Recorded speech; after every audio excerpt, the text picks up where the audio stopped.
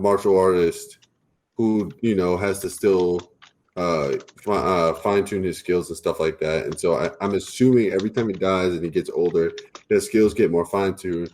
But I think it gets he gets a little weaker because with older age he can't really take as many hits. Yeah. Of course, I think there's 3 stages. It's like one, he's a young adult, and the second one, he's a middle-aged man, and then the third one, he's an old master. And then after that, I think he died. That's when you lose. Just So you dies. get 3 chances, I believe. Yeah. But they didn't really come out with too much detail off of that. But I'm actually excited about that one. Yeah, I am too. I'm really excited for indie games in general. I think are really good. They don't get enough credit in the gaming industry. I'm really excited for I can't even think of the name, but it's like Temple Run on crack is what I call it. Yeah. From Summer Games Fest, and that game also looks really interesting. I love the premise.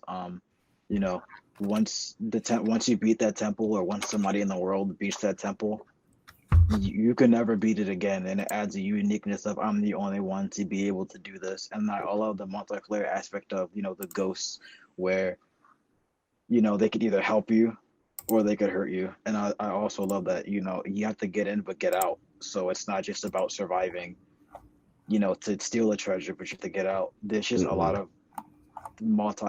dimensions into the game, and a game like that I feel like can be very addicting.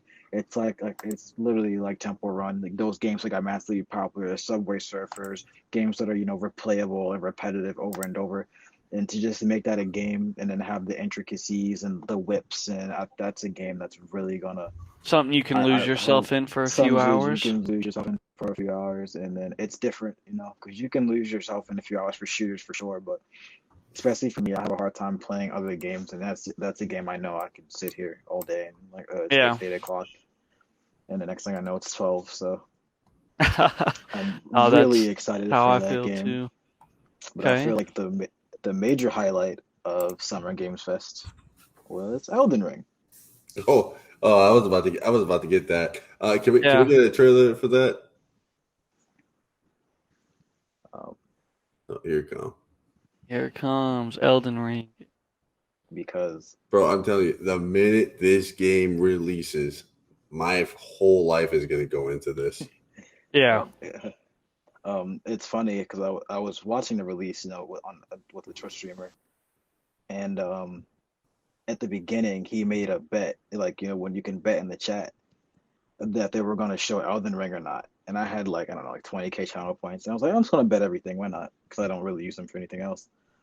And the last trailer, I was like, yeah, was they did it. They did it. And that's one way to end off on that.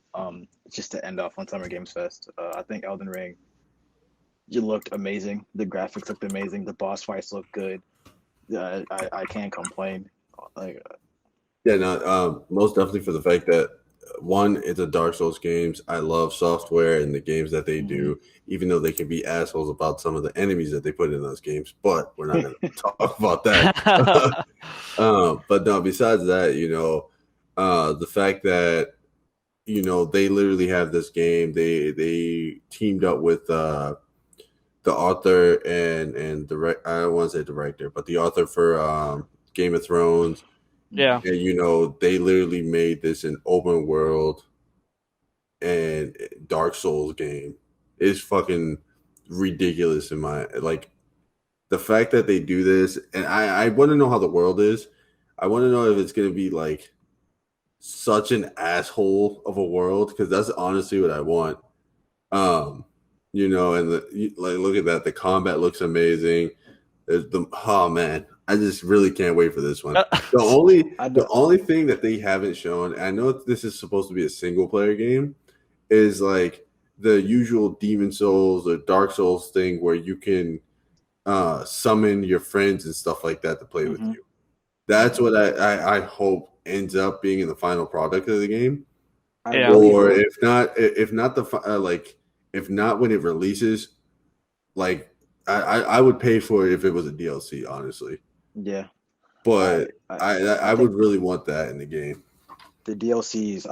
It's funny when I was watching the trailer. I was like, the game's gonna be great, but the DLCs are gonna be some of the best DLCs to ever drop for any game ever. Like I don't. Yeah. Shit, look I, at I'm like the DLCs for fucking Dark Souls 3 yeah. and Um, Bloodborne. Woo! and I do wish, even though I know it probably won't happen, but I wish they'd pull a Rockstar move and like just pull out some multiplayer just out the ass and be like, okay, here you go, open world multiplayer, Elden Ring, have fun. That would be pretty cool. That'd be the icing, you know what I mean? You can just Yeah, drive by with a fireball, like it'd be the greatest thing to exist. Um, you know, that crushed a lot of that actually make GTA not popular anymore, and I'd love it. But until the chance of that actually happening is slim because those games are supposed to be solo player, and yeah, you can bring your friends in, but that's not what they're known for. Yeah. But that was I mean, even if it's like on my end, even if it's only 2 to 4 player multiplayer, gosh, oh yeah, that'd be most so definitely. nice.